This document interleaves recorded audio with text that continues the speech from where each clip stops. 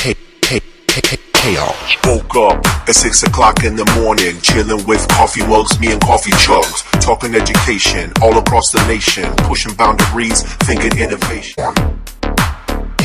Chaos.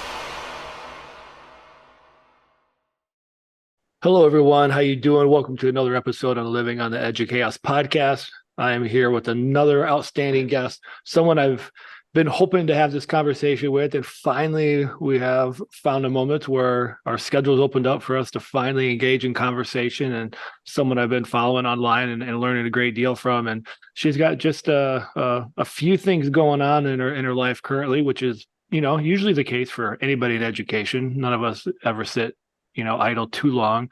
But she's got a lot of incredible things, and I'm really excited for this conversation to see where it takes us. And so, Alana Winnick, welcome to the show. And so as we get going and get this party started here, for those that don't know who you are you, what do you do, and what in the world do you got going on? And that right there could probably, for you right now, in your current state of things, could be the entire show itself.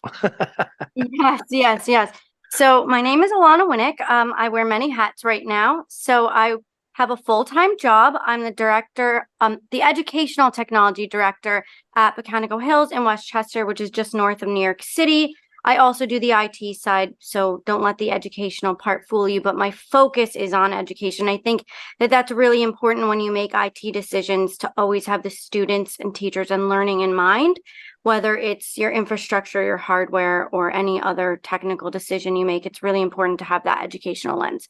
On top of that, I'm also on the board of directors for NYSCATE, which is the New York State Association for Computers and Technology in Education, and it's an ISTE affiliate. So if you've heard of ISTE, which is the International Society of Technology Education, that's more of the national or international larger organization, and New York State is an affiliate. You can live in any state and be a member of NYSCATE, so don't think you have to live in New York. It is open to anyone. It is a free membership. There are paid things, but just the general membership is free. So I'm on the board there.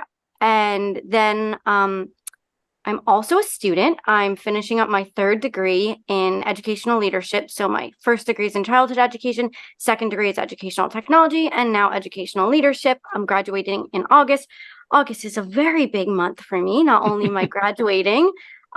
So I'm also publishing a book on August 1st called The Generative Age. And that's also the name of the podcast that I launched a few months ago. So lots of stuff going on in my world. And my main focus lately has been on generative artificial intelligence. And I think people say AI, but there is a clear distinction between generative artificial intelligence and artificial intelligence. And generative, the word generative means that the AI is generating content.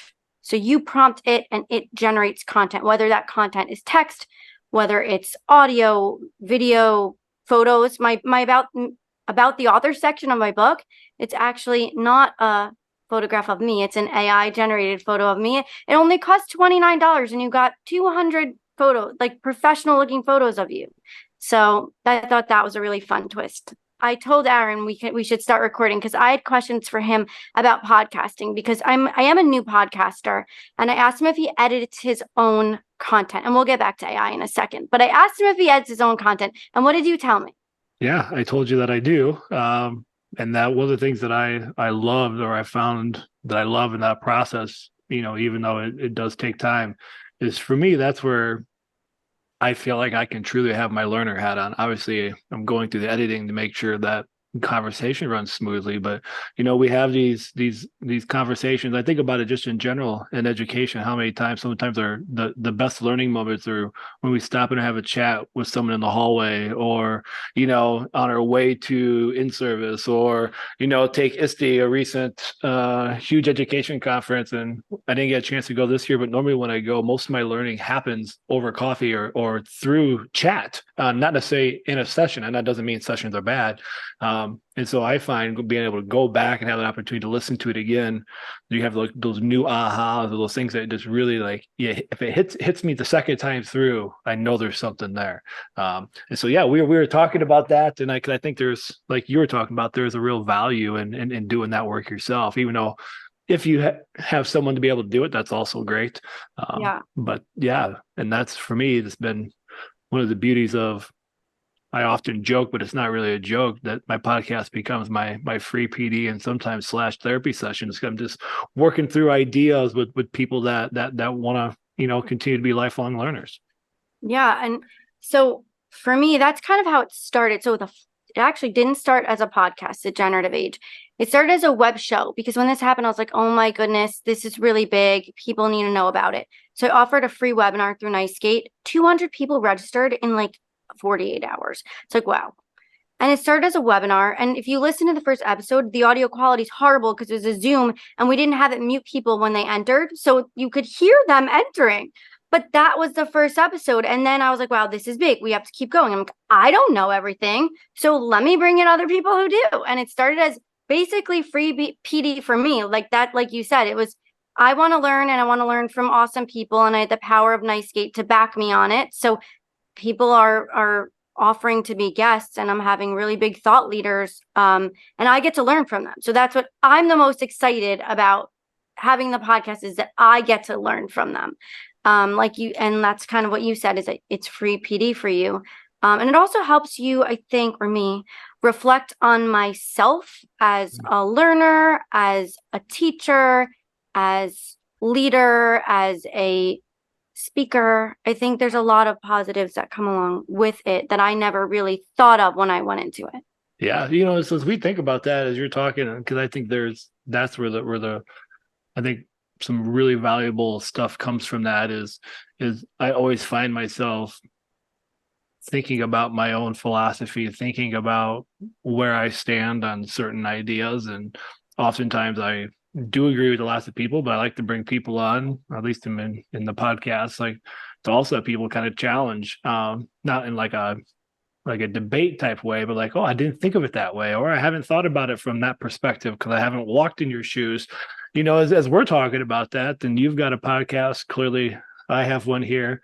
For those educators that don't do podcasting, that value can still be done. And as you were talking earlier about the importance of keeping that perspective of the student and the classroom teacher and admin and anybody involved in education, and you're doing this work, how would people manifest it? Why is that important? Or how can people do it if they're like, well, that's great, they both have podcasts, but I don't have time for that. But like, what would you suggest for people to be thinking through that? Like, you can still have those learning opportunities.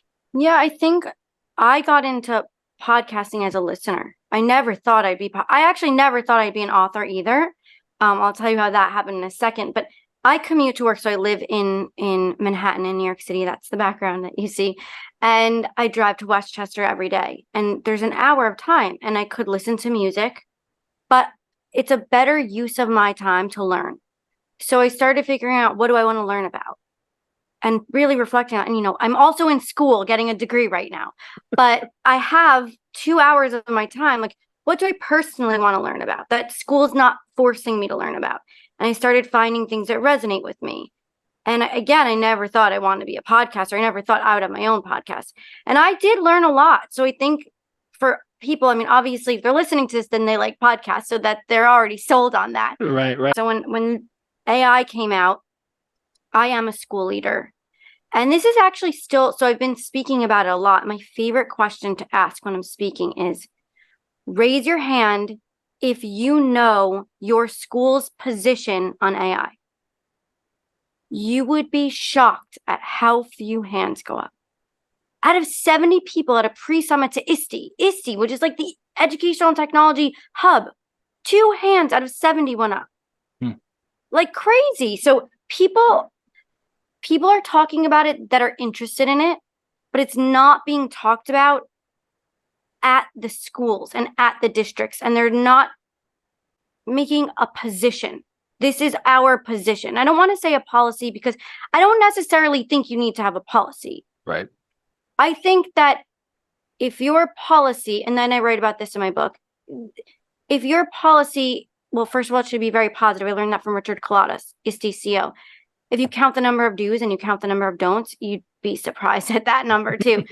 But it should be positive, and it should be like, how should you use technology? And you don't have to give any specific like examples or references to any specific technologies, but just how to use a technology appropriately. And I think that it actually doesn't fall under plagiarism. It falls more, or cheating. It falls more under academic integrity, right? Like, I don't look at it like that anymore. I look at it as academic integrity. If you are turning something in that reflects your thoughts and your work, that's academic integrity.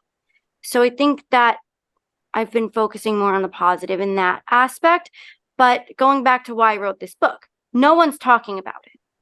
And I'm like, that's because people that are leaders, that should be the ones leading school districts, don't understand what this is and what this means. They don't understand. So what I did was I wrote an educational leaders guidebook to AI. And I have case studies of how districts rolled it out, 4 different ways. I have ways for classroom teachers and leaders to look at their existing classroom and school policies. And I wrote it initially for a leader. And when I pitched it to several publishers, they were like, this is not just for leaders. This is for everyone. So my book actually doesn't teach anyone how to do anything at all, but it helps you think about your position and where you stand and how to change your class or school rules. And hopefully someone who's resistant to it, by the time they reach the end of the book, they'll change their mind of it. Well, I love that. I mean, that's a fascinating approach to it, to think about your position versus policy. And I know in my job, I support 21 school districts, and here at the time of this recording, it's mid-July, and about another couple of weeks, it's a wildfire of meeting with admin and getting ready for back to school PD, where people do have questions and they do want guidance on what should our policy be. And I like your approach of that position, because one thing that I've told people, whether it's right, wrong, or indifferent, is like, you don't get so caught up in like these lists of what can and can't happen, because one, like anything with tech that we've ever seen, and this time it's happening even faster. Like, you could talk about a tool now, it could be non-existent tomorrow, or that was the hardest part of my book. Yeah. That's the hardest part, because I didn't want to talk about tools, and I was so cautious that this book is not going to be outdated in a year. And when I talked about professional development and rollout, I wrote of disruptive technologies. I didn't actually I didn't write it as AI. I said any disruptive technology, because I didn't want it to be outdated. Follow-up question I have for you too is, as we think about that difference, that distinction between position and policy, and I know, like, as you're talking about that, I'm really intrigued by that, because I do think it's important that at some point policy probably has to come into play in some fashion. Not that it has to be an AI specific policy, but as we think about our tech policies, and I've just had people like, look, like, maybe you've already got it covered, and are you comfortable with AI being part of that? But I think there's a step before that is triggering in my brain. I wrote it down. I was thinking, like, do you even know your position, or are you jumping the gun to policy? And I know for me, a lot of my stuff that I've been doing has not been that, but now I need to think about how to infuse that more. But I've been thinking about it, like, how do we be more proactive so we don't make decisions out of fear and quick social media headlines, and actually, like, let's understand some of it first, and get in front of that. But I really like your angle of the position, and just in the moment here thinking, I'm like, okay, I should have people think about, what is your position first? Yeah. Knowing that some people are going to be asked to do policy, but, like, do you even know where you stand before you even make decisions? And we don't do that enough. As much as education is slow moving, and yet we'll jump the gun on something like this without much thought. I see it as 2 phases. Phase 1 would be teacher use, and phase 2 is student use. Yes, you could do them both simultaneously, but teachers are freaking out about this, right? And in order to help them feel comfortable with this idea, they need to buy into it. So if you show them how this can save them so much time, and you just have them try it, their mind is going to be blown, and they're going to be like, oh my goodness, I can't live without this. This saves me so much time. And then you're like, okay, well, if you use this in your work, why can't a student use it in their work? What skills do they need to be successful in the present, but also in the future? So I made sure when I rolled this out to my teachers, we didn't talk about student use because I didn't want to stress anyone out, but we came together with my curriculum leader and we talked to the teachers and we said, we support you. We support you using it. I showed the U.S. Department of Education graph that said 49% of teachers' time is spent in front of students. That means more than 50% is spent doing other things that AI can assist with. So I'm like, we can save you time. And then when we come back for superintendent's conference, I'm going to pick teachers who have been using it so much and do kind of like Catlin Tucker station rotation and have teachers cycle around and see how their colleagues are using it. And once you get the teachers to buy in, and once you get them using it, and once you get them obsessed with it, then you go to phase 2. But I think most importantly for me is that they left knowing we support them. Our position is that we support them using it. Right. Yeah, I like that. And that's what I was doing some sessions at a conference, and there was a lot of just like you said. I mean, I can get caught up in my little LinkedIn universe where I forget sometimes that not everybody's talking about AI and these things 24/7. And where I was speaking, majority of them had zero clue that these things were even happening. Majority of them maybe had heard of it but hadn't used any of it, and just a very few small marginal people had actually like dove in and used the tools. Long story short, what I found over and over again through the sessions was like the fear built up. You could just see it kind of rise and you start to explain what the tools could do, and then you could see like, oh my gosh, like you said earlier, it goes right into like, well, that's cheating and it's plagiarizing and all the initial emotional things that come with it, and they're all valid. It's a natural short-term reaction. But then like we funneled them to like, okay, but let's just look at you. Let's think about something you're working on. And they got, just like you talked about, they get so excited seeing how quickly it could do some of the tasks that maybe are mundane for them.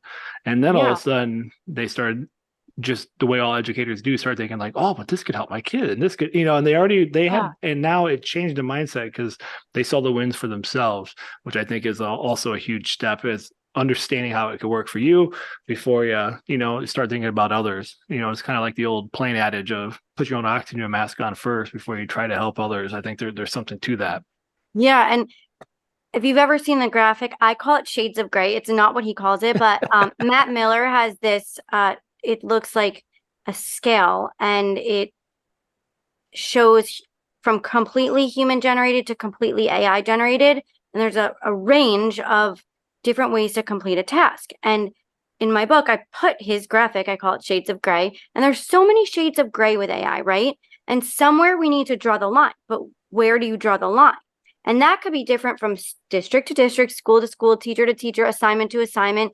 It could be different at any moment. So I think it's just being clear with academic integrity and the assignment and what is expected of students. In this assignment, you can do XYZ. And in this assignment, you can do XYZ.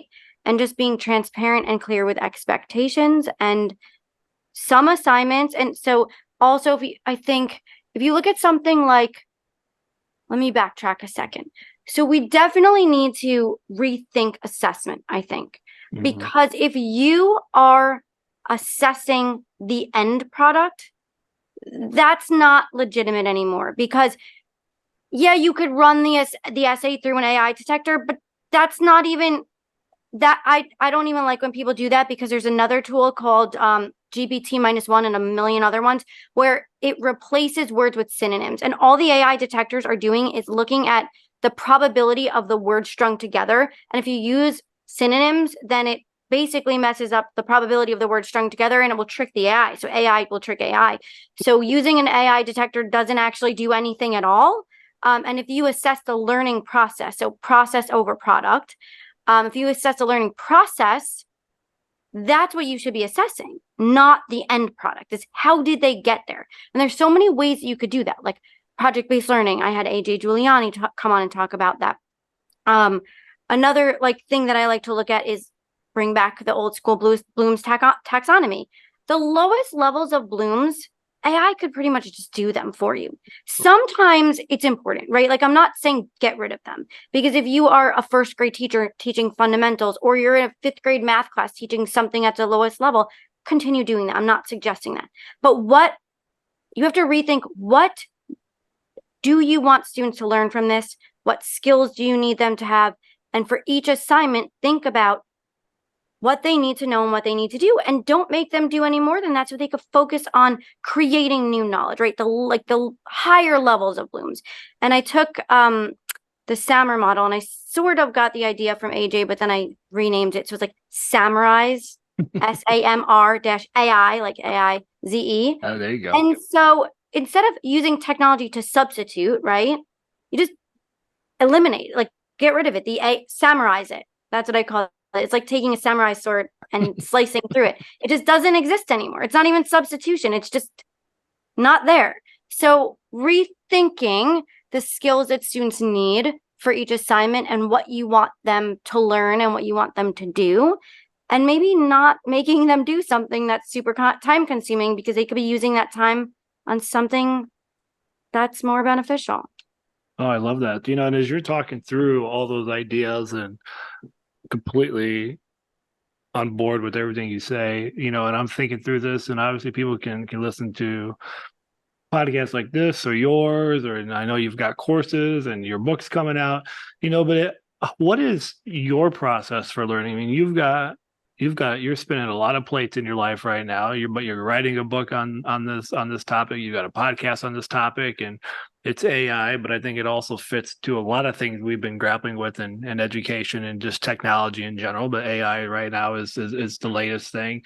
What is your process? Because I think one of the things too that I find over and over again is people are like, I don't even know where to begin to even understand it, and they may not have a PD session. They may not be able to get to a conference and sit for 45 minutes and get started. What's your learning journey? Social media is a big one, right? If you just go on Twitter or Threads, right? Threads. Right. Yeah. No, yeah.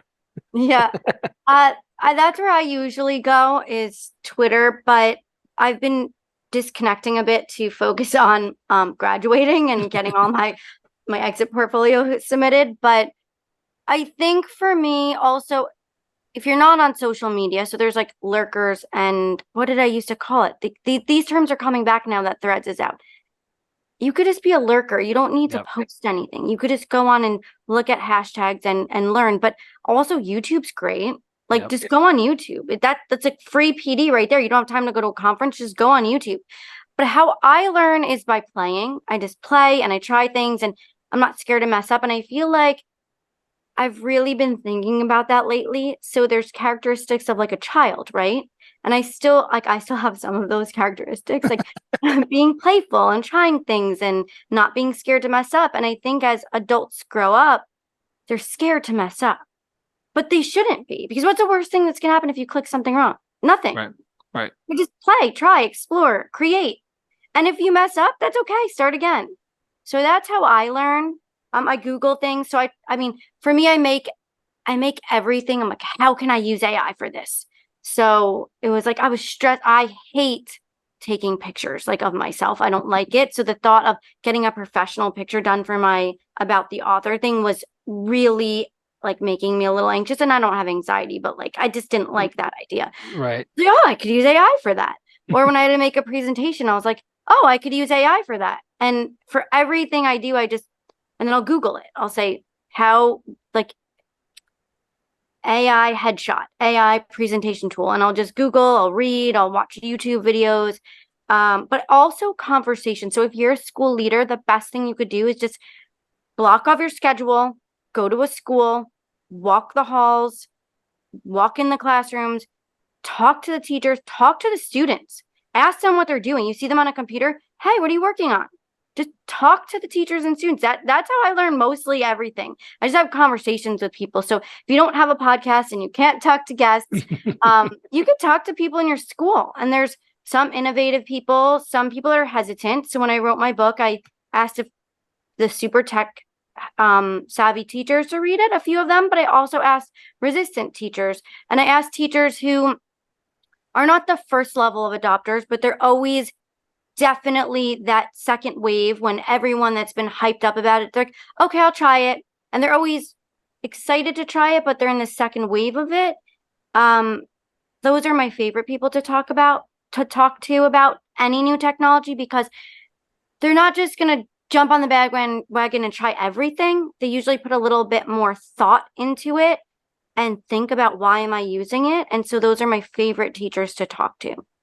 Yeah, I love that. And I think, it gets back to, I've been sharing a lot too, that I think the beauty of AI is kind of, I don't know if forcing is the right word, but it's forcing us to get back to really, like, I think recalibrating the importance of relationships, human connection, like you said, process over product. And the way to do that is you gotta know your kids. And as an ed leader, you've got to know your staff to give them the space and the time and find ways to allow them to figure out what that day looks like versus assessing every 7 minutes, because there's the pressures that are out there. I'm not going to deny those. And so as you're talking about going back and talk to the kids and see what's going on, like that'll give you an incredible pulse of your local community. There's obviously the pulse that's happening around the world and in the nation and state, but finding out what's happening. I was working with a school district on some computer science stuff, and I brought up ChatGPT, and they all looked at me kind of like, what is he talking about? And so I quickly. When was that? This was, gosh, it would have been, this is probably like 6 weeks ago. So it was a little bit. I thought you meant, I mean, that's still. Yeah, right. End of the year, but it was still long enough to know that it was out there. And so I did a quick demo of what it was, and their minds melted. And they're like, oh man, there's no way. And our kids would do this or that. I was like, so how many, just any of you have children that have phones, text them and see if they've used these tools. And almost every kid had, and they were just like, oh my gosh. I'm like, so it's already here.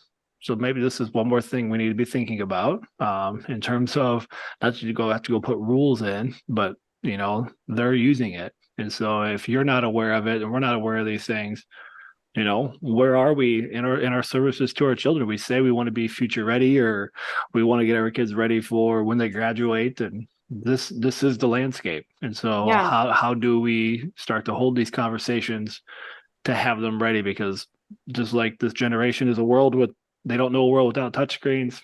The next generation is going to be a world where AI is just embedded in everything, whether and you don't even think twice about it. Yeah. And I think for me in New York, it's pretty challenging because we have really strict data privacy and security laws. So ChatGPT and Bard and the new Bing are not compliant with our state data privacy and security laws. I'm sure that there will be a compliant version soon. And I keep telling everyone that I talk to in New York State, it does not matter that there's not a compliant one at this second. Right. Because I said, mark my words, and I'm being generous. By the middle of the school year, I would bet way sooner. But I'm going to say the middle of the school year, there will be. And it's already in Google Docs. It's already in the Microsoft suite, the Google suite. It's already there. It's just not there for schools yet. But if you have the beta versions, it's embedded right in Word. It's embedded right in Google. It's embedded in PowerPoint and slides. It's already there. And one day you're going to wake up and your students are going to have it on their computers. And you better be prepared for that day when that happens, because it will happen this school year. Yeah. Yeah. Well, I talked about, I was in a school district and they had it blocked on the school website, but the high school kids are allowed to have their cell phones. And I'm like, so then the block doesn't do anything. It does, like they're, it's just, but I mean, it's just for like, people are just trying to figure it out, but it's just an interesting landscape because it's, what do you do? And I think that's where you have all the stuff you've talked about today, playing with it, trying it, getting some learning in, figuring stuff out. What is your position? To me, that's, the biggest thing that I keep thinking about. And even for a teacher to tell the students, what is my position as a teacher in this class? What is my position with AI? So whether you're a leader or a teacher, what is your position? Yeah, I love it. I also think that the future of AI will be not that students are going to ChatGPT. There will eventually, and I talk about this all the time. So I talk to lots of vendors and companies, and it might be sooner than we think, maybe not so soon, but there will be a large language model. So ChatGPT is a large language model. Bard is a large language model. There will be a large language model that will allow you to connect your curriculum. So if you use Science 21, you could plug in your science curriculum. If you use Eureka Math, you could plug in your math curriculum. So when the child uses that your district's like custom large language model, they're going to get responses that are aligned with your curriculum. So that will be there eventually. And I think that the students will find that one more valuable than something like ChatGPT, because the generated content will be more aligned with what they're looking for. Right. And then I think down the road, not now, there will be a way for a teacher to like emulate themselves and put in their own, like AI would have to analyze whether it's, for us, it would be easy because it could just be all of our podcasts, right? Right. Yeah, or like written text. But once it analyzes enough of you, it could generate content that sounds just like what you would say based on what it's analyzed. So I think that will be the future, is that there will be an AI bot of the teacher. So when the student goes home and has to ask questions for homework, they're really asking their teacher. Yeah. And I think, I always joke and say it's like all my sci-fi and nerdy books and movies and comics and all that stuff is now like a reality. It's here. As we talk about those things, sometimes people like look at you like you're crazy, and it's like it's not as far off as you think. It's not necessarily like that's going to be tomorrow, but it's going to be here sooner than we realize. We can only keep our head stuck in the hole for so long. And so I think some of that is just getting out to understand how these things work, start to process the mechanics of them, how you integrate them, how you utilize stuff for yourself as well as for your classroom or your school. So as these tools continue to get better and improve and meet the guidelines of data and privacy, because at the end of the day, it's, these companies want that stuff in schools. There's a huge population there, and so they'll find ways to get that in there. And, are we ready? If we just sit and wait, it's going to be really, really hard to catch up for how fast things are moving. Yeah. I think that it makes you really analyze a lot of things about teaching and learning and assignments and assessments and what skills students need, and even like what makes an educated human. Right. Well, it goes back to the age-old question, right? What is the purpose of education? And I think that question becomes even more important as we start to have tools like AI that can knock out a lot of what's been compliant-based education, and try to figure out how to keep kids quiet in seats. And now that stuff can be done in seconds. And so we've got something to think about for sure. Yeah, for sure. Well, I want to be respectful of your time. This has been awesome, and we could probably chit-chat on this stuff forever and a day. And so as we bring this to a close, just if there's anything else that you want to add that we didn't get a chance to share, I'll let you share any of that. And then for those that listen to the show, I'll have all links to everything in the show notes. But for those listening, and maybe they're at a red light or wherever they might be, and they want to check out your work, we're some of the best places for people to follow and learn from you. And we'll definitely get links to podcast, book, all that good stuff there as well. But if they want to add you to their arsenal of awesomeness, where can they go? All social media is my name, Alana Winnick, and I use Twitter the most, but Threads just came out, so who knows where that will go? Who knows? I'm not even going to speak about that. It's too new.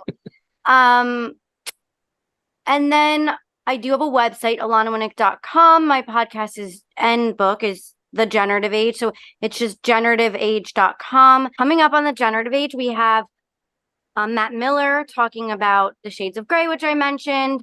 Someone I'm super excited about is Ken Shelton talking about AI bias and discrimination. And I think that that's a topic that it is very important, but no one's talking about it right now because they're just getting over the culture shock of it all. But I foresee in a year from now that being a very hot topic. So I'm really, really excited to have him on for that.